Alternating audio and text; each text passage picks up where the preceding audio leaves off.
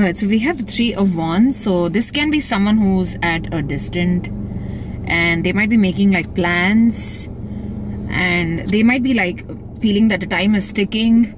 You know, some of you, this person is really a really big fan of like the sea, and they really love traveling into like calmer places, which, like, for example, nature. It could be mountains as well.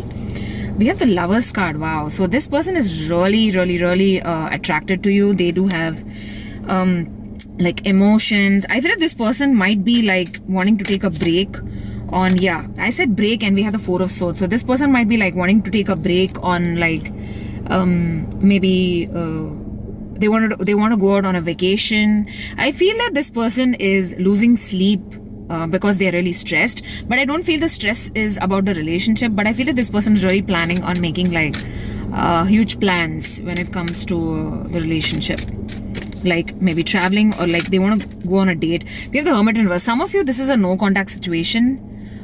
This can be like somebody you're not talking to, somebody whom you feel like you need to hear from. We have the Four of Swords in reverse, which clearly talks about somebody who really wants to pop back in. They want to clear the air.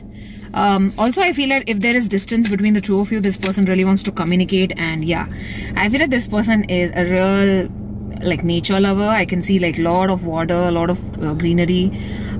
This person might be also wanting to like surprise you, is what I'm seeing. I feel that this person does have emotions for you, and they feel a very strong connection.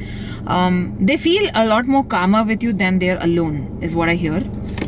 Yeah, we have the Strength card. So I feel like you might be holding back from this person. You might not be wanting to express yourself, and you might not be wanting to go on any date or any plans. You have a specific reason of holding back. What's the reason?